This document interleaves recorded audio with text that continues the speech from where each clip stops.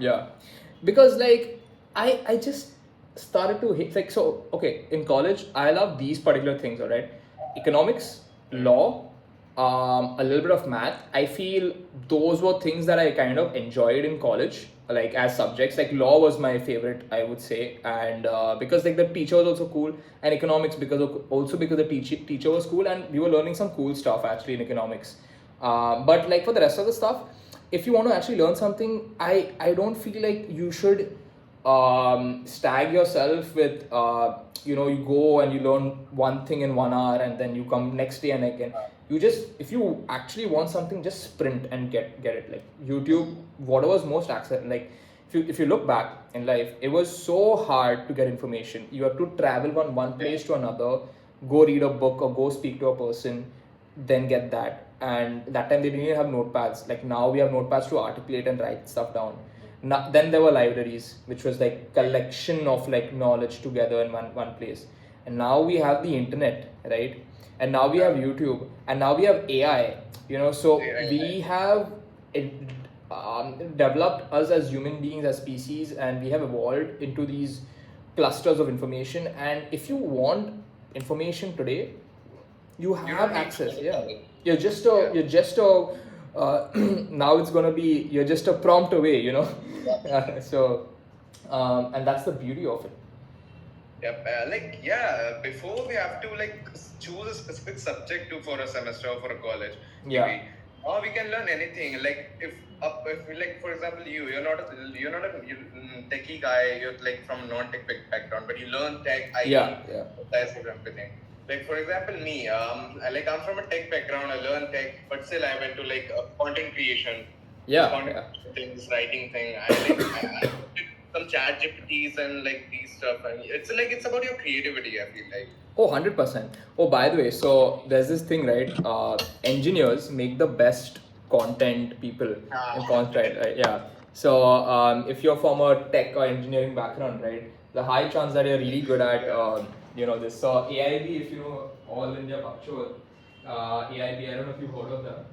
They were the before.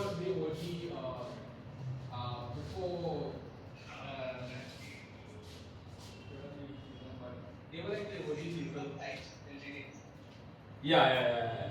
So they were a very huge content and media channel on YouTube, but they got into a little bit of a few legal problems later down. But any which way, like they're still one of the best people. But any which ways, yeah. I wanted to say that what was I wanted to say? Yeah, so I just wanted to dip back into my career and work. Basically, Jinx was something I started. Then there was something called Stitched, which was another company I co-founded with another partner. We were a content kind of agency. We did personal branding, short form video content for personal brands and people. And then we pivoted from that. Like my ex co-founder continued doing that. He does that just for doctors and surgeons. And I love the idea of it, but I didn't want to do it as a service because I wanted to do something in design and tech. So I built a lot of websites. I built stuff on WordPress, Wix, Webflow, Framer. I've built tech spec documentations for web apps. Dabbled a little bit in MERNstack, and I'm kind of like a virtual CTO slash CMO for a few companies and businesses I consult on the side. And with regards to AI, I just wanted to finish that up on that end. Is AI is something I've been using for the last 2-3 years. Without knowing that it was AI. There was something called Quillbot, which you could use to paraphrase, stuff, and that was proper AI. We didn't know it was AI. And then I used to use ChatGPT's Babbage and DaVinci, which was the original models that OpenAI, used to launch. And Text DaVinci 003. Yeah. Version, and before that was GPT-3. GPT-3 Transformer. Yes. It was open source Bates model, so we can use that. I feel these you can just fine tune that model to your particular problem or your particular data set. It will give you better results than the today's model. Because of the low latency and the high speed. Yeah. I'm pretty sure. So right now I have installed I'll show you. I was just what do you say? You know, Comfy UI. Comfy UI. Yeah, yeah. So I am currently. So I was just downloading a few models over here, and I'm trying to run like my own workflow over here on Comfy UI. And I'm all about like running AI locally at the moment. So I've been downloading a bunch of models locally. I'm running like there's this thing called Olama. Olama. Yeah, which you can run like LLMs locally, and I'm exploring local AI development because a lot of companies I'm speaking with, right, and consulting. Um, so selling tech in India is a challenge in itself because every company wants it tailored. So you can't really SaaSes don't really do well here in India. If you study it, it's B2B SaaS, but it's I wouldn't call it a SaaS. It's more of a service because you end up tailoring it, you end up selling it, you end up being on a monthly retainer with your client to, hey, this is broken, that is broken. So it's a tech service. If you say SaaS, if anyone calls it a SaaS, like I call Stripe a SaaS because you don't even speak to those fuckers and they take your money. So that's like a proper SaaS. It's like a lot of people get it confused. When you're starting a tech company, it should be the tech doing the work, not people, right? I mean, you have people on the background, yes, but like in India, it's very different. In India, any tech product ends up becoming a service company.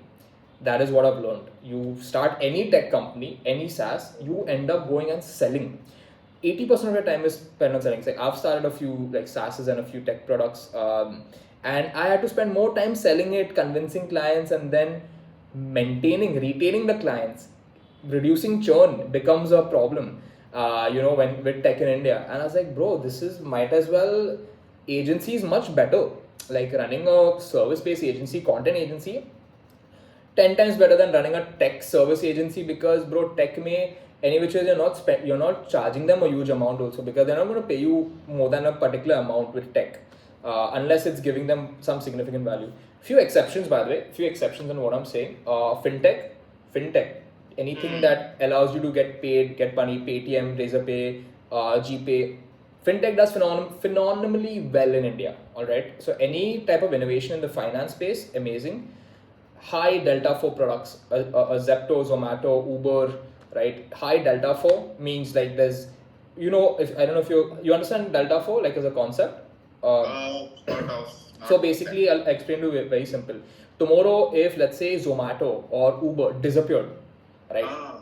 People are gonna feel like what the fuck, like they can't live without that, right? Like the convenience level, it solves a problem to a certain level. Ki like now, if that is removed from my life, it's gonna cause an inconvenience in my life, and that's what a Delta 4 product is. So the Delta 4 is a concept by Kunal Shah, founder of Cred. Check it out on YouTube.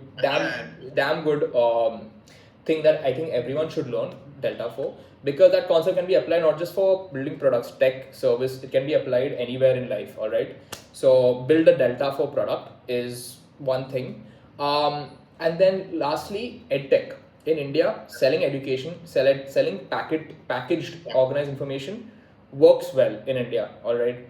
But Content, courses, yeah, you'll find like Udemy, like any content creator with a course will get sales. Yeah. Trying to build. I've been trying to build either like a B2B, like as you said, it's not SaaS but a service model because people pay you per monthly. For example, I was also confused like how do SaaS businesses like handle those API keys and all because like we are using our API keys for them. Like they're not giving us their API keys and all. They don't know their stuff. So like first I was confused like how do we handle API keys and all of those credentials. So then I got to know about that the clients charge monthly based on like our services and everything. So I found that it's not SaaS. It's just a service agency service sort of thing. Yeah. So the thing is that, right? This is where a little bit of what do you say, like there's an overlap and there's a little bit of mixture and confusion among the people.